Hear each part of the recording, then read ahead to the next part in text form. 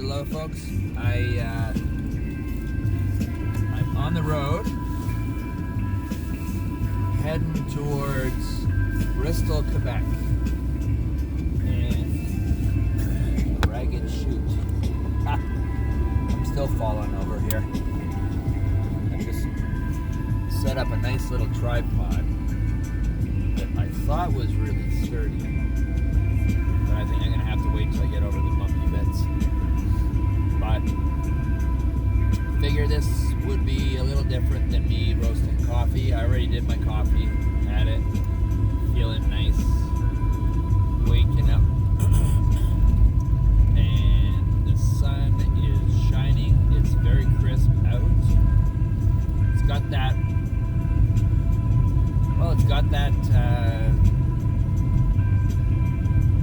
feeling that I remember when going to school. When the frost was first on the ground, and I don't know, it kind of linked that with going to school, Simpson Sears catalog, new clothing for the year, and the frost on the ground, frozen puddles,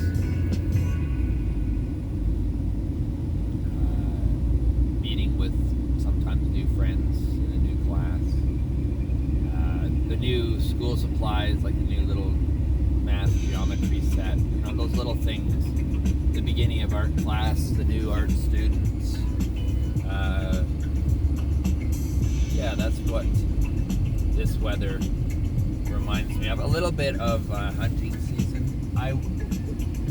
My father was not the kind of father you want to remember. Let's see if I can get this to stay. Guess not, eh? Well, as you know, I have never made apologies for my camera equipment. There. Okay, we're doing good. So, here we are on our way to Quebec. Half a tank of gas.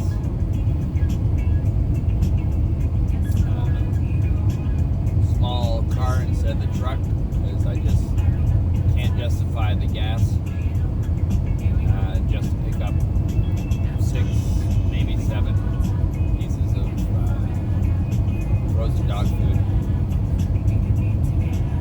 I used to get like 20 because I had 3 freezers, but now I can't. I got the 1 freezer, and I just ordered a small 10 cubic foot chest freezer. Man, this does not like to be where it is. Anyways, I just put a deposit on a 10 cubic foot chest freezer, which is still small, but I think big enough. I was trying to figure out that small enough to fit in small places, but big enough to be worth even having. I was looking at the 5 cubic foot. It's really cute. It's definitely got its use and purpose, but I think it's just a little bit too small for what it costs. But we'll see as things unfold. So I've been really, really enjoying small aspects of my spiritual pursuits, I guess is the best way to put it.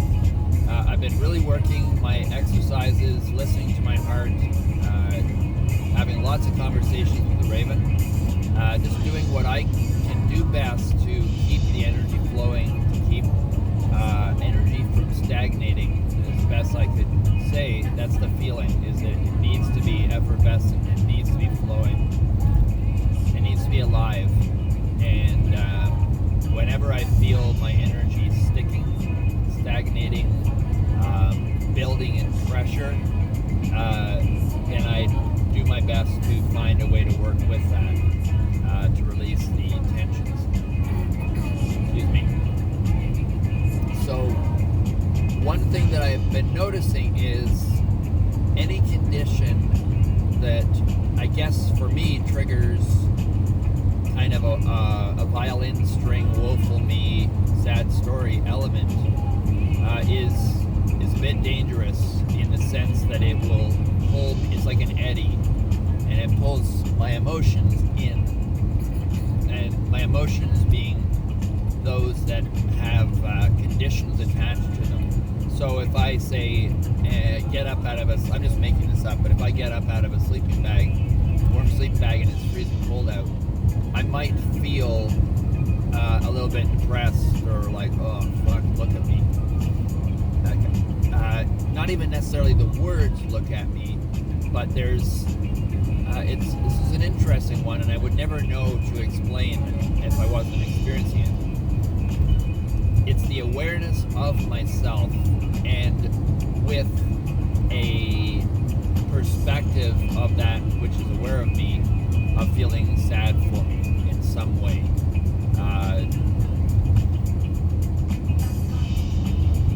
An element of pity, I think. So when I notice this feeling, that's usually, as far as I can tell, what accompanies one element of feeling shitty. And I've recognized that this is not reality. This is a perspective that doesn't serve me at all. So I'm trying to find ways to recognize it, become more aware of it, first of all, maintain a constant, or as much as I can, awareness of this, because I don't want to squash it, I don't want to attack it, I don't want to single it out, and I'm looking at this metaphorically like the world, right, with a person. I don't want to cause division, but I want to work with this energy, and I recognize that it doesn't serve me. And I recognize that I've probably been guided, ruled, coerced by this energy all my life, or a large portion of my life, without knowing that it actually is something that I can work with, can heal. There's some control. I'm not controlled by it. So I like that feeling. There's a very good feeling about that, to that.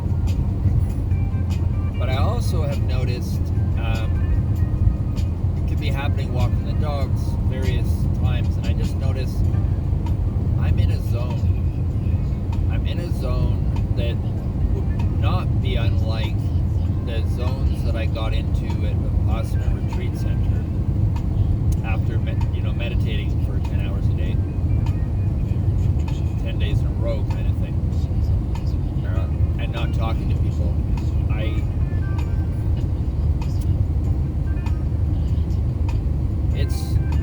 It's on occasion. The occasion sometimes can last for a little bit, and they're quite pleasant. They're not, actually, maybe they are. As I was about to say, they're not what I'm used to. I had a memory of childhood, and I think maybe it was an energy that I was used to when I would go, after I'd have a whatever altercation with my father, and I'd run off into the forest and I'd start making a fort. And I would go into a zone that just felt good. And how did I generate that energy? I didn't do it on purpose. I was building a fort for my own protection, I thought. But really what I was doing, now I recognize, I was physically building a fort, but I was energetically, on the energetic counterpart, also building a fort. And it was the energetic fort, which I will call this feeling, that was actually helping me more than the physical fort. The physical fort was giving me an excuse to do something, but inwardly I was doing something else, and that was actually the fort that helped me and protected me, if you want to say that. So I'm feeling like that is now this energy that I'm touching on and paying attention to and exploring. So I'm very interested in it. And just recognize it'd be a good idea to have my headlights on. Fog. So I'm recognizing this energy. It's something empowering. I'm now linking it to some childhood good investigating skills that I'm starting to pull a few things together. So I'm going into this place. I'm going into this winter as so the winter. There we are. The winter being the physicality, and my situation being the physicality. Therefore, what are the energetic counterparts to this? That's what I'm interested in, and that's the aspect that I consider potential rite of passage for me. Is this the energetic counterpart to the physicality challenge for me throughout the winter with my survival, I'll call it. Right now I'm in this absolute fog. I can see maybe 100 feet-ish in front of me. Not even that. 50 feet. So I'm just driving about 90. At some point we'll probably come out of the fog. We're in a bit of a valley-ish thing here at the moment, heading towards Combermere through Purdy. But anyways, so I'm recognizing this energy, and I'm not even going to give it a name. I don't want to give it a name, especially right now. As soon as I give it a name, I'm trying to anchoring it down and limiting it. So paying attention to this energy, when it comes, when it goes, what its characteristics are. And in the meantime, I'm working on my lantern, interdimensional magic lantern lamp. And it's providing, like at first I thought there's no way I can do it. I have too many things to do and I can't even get those done. So I had a perfect excuse and way out. And then I thought, well, I'll get the pumpkin and just have it there because I can have the option of doing it if I choose. So I did that. Then I thought about it more, and I just felt in my heart that it was very important to not let this year slide against all odds. And I felt like, okay, this is a sort of a magical challenge for me, inner meaningful challenge of my integrity. And I took the challenge, I took the gauntlet, and that's what I'm doing. But I've noticed on a real practical level, the act of sitting down and focusing on my art in amidst a mild turmoil of messiness and energy, a little bit frantic, what it's doing is it's calming me down by the act of doing something that is creative and just many things. So I'm noting that, which I would have thought it would have done the opposite, stress me out more because I'm taking on more responsibilities, but it is actually calming me a little bit. And it's giving me also that sense of an accomplishment, the against all odds type of thing. So there's an empowerment element as well. And bottom line, I'm just really enjoying wherever I'm going with this pumpkin carving. I'm opening up something that I don't even know yet. I just know that my heart knows, and my heart is guiding me, and I'm following this guidance. To what end, we'll see. And I mentioned about things like interdimensional portals and stuff, and I'm very serious about what I'm talking about. If it's way beyond you and above or below or whatever your way of thinking, that doesn't matter. There are different ways of thinking, not better, not worse. It's just that's the way my mind and heart work together. So there's nothing wrong with that. If you feel like still listening and you find it entertaining and interesting exploration, I think that's awesome. That's an open line in my books. And if you completely relate, well then absolutely listen.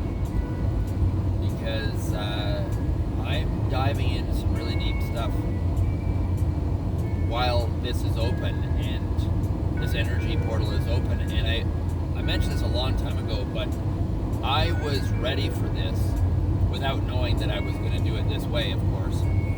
when a client of mine who was near the end of her life and was not afraid but wanted to be able to heal others, and that was her frustration.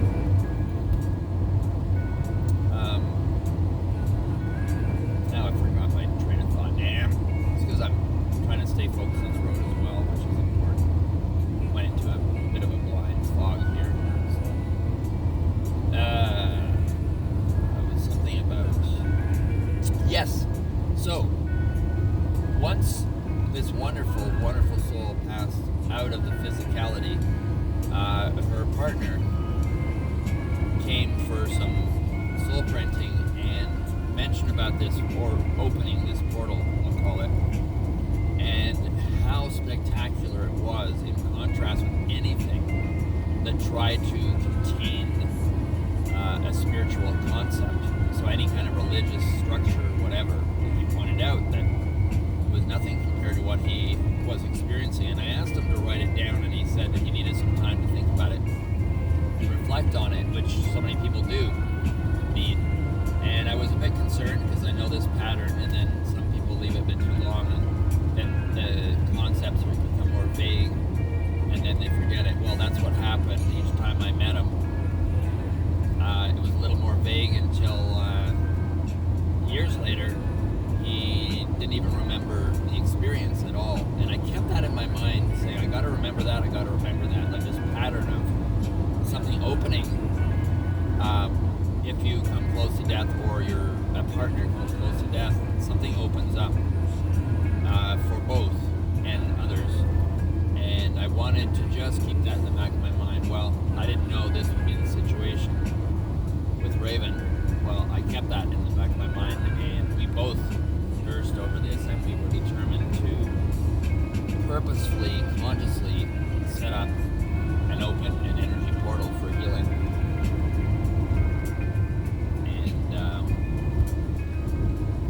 And that's how I largely became aware of this potential and the fact that it closes up again. So, and also energy can neither be created nor destroyed, so that energy, as I see it, like a displacement theory that I learned in physics, Raven's physicality leaves, it's got to cause a suction of sorts into this world and bring other things in as the other leaves. So that is also an energy dynamic of this portal, as far as I perceive. I may be interpreting it wrong. That doesn't mean the portal isn't there. It's just my understanding and use of metaphors might not be the best, but hopefully it's good enough for now. So I am developing something in my heart, mind, that I'm really excited about and have been for years. And now that it's coming, now that it's crowning, being dreamed into existence, now that I'm becoming also more conscious of what I'm doing, it also feels better.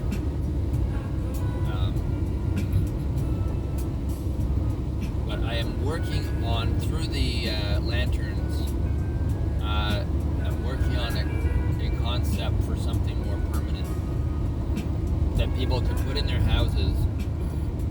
It would be a beautiful piece of art in that sense and on that level, but it also on these other levels would have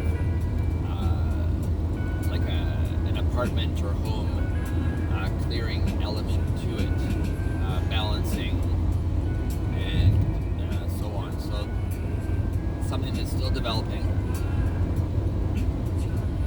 I've got many ideas that I'm letting gel and pull together of their own. I don't want to force it.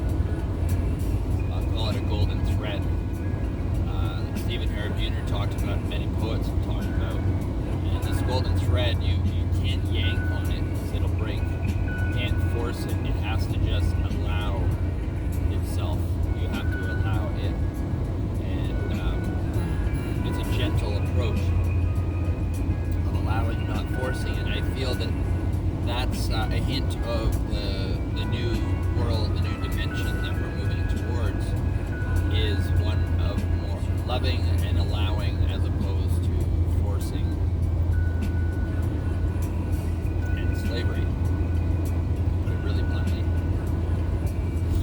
many levels. And this is what I'm working towards, is basically how do I just live my life authentically with what I've been handed over and use it to the best of my advantage for growth and bringing awareness to my senses, perception.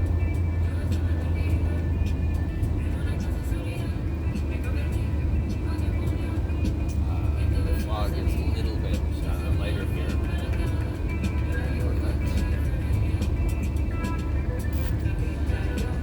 Here we come around. Beautiful, beautiful. Oh my God, isn't that gorgeous? I don't know if you get the background here enough to be able to appreciate it, but oh my God, it's like all you need is a loon. It's just mist coming off of the lake, the sun hitting it. It's why I live out here, folks. You have no idea. And the more I go into what I've been talking about, the more I love it out here. I'm realizing that so much debris, emotional and other debris I carry with me, blocks my senses, blocks up my senses from having true experiences, and I'm working towards clearing that as I become more aware of it.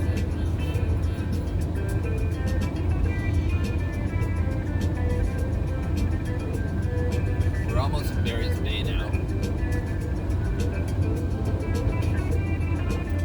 Yeah, just passing Common Lodge.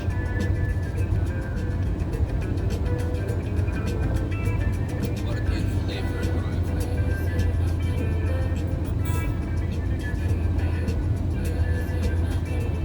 Practicing my French for the border.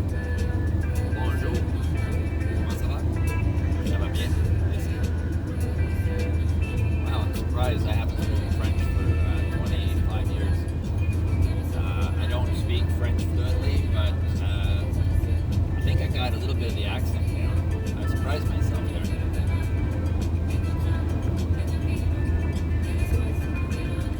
They're passing hush.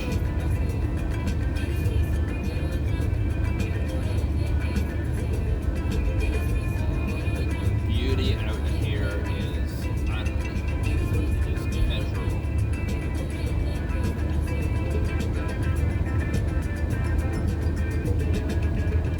Wow. Eventually, I hope to have little cabins for people. They can just come up, stay, a little pile of wood in the corner, heat up the place with their wood stove, live a lovely little rustic existence for the night or week or whatever that they stay. And just choose beautiful times of the year to come up.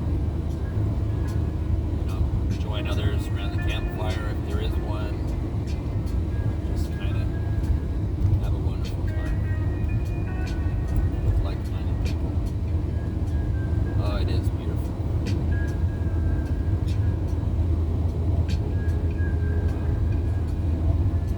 I'm subject for discussion that I'm entering into is aloneness and loneliness, and do they have to be part of the same thing? It's a bit of what I'm talking about, not all of it, but for sure, being out in such breathtaking beauty, one could feel alone and lonely, and that's an aspect of what I'm going into, is how can I go into that deeper without feeling lonely? How can I go deeper into that, which most of the time we don't invite, don't want. We identify as something uncomfortable and prickly, and I want to go into that and find out what's there, and how much is it my projection onto this situation. So we'll see. I think having that little 10 cubic foot chest freezer will play a very important part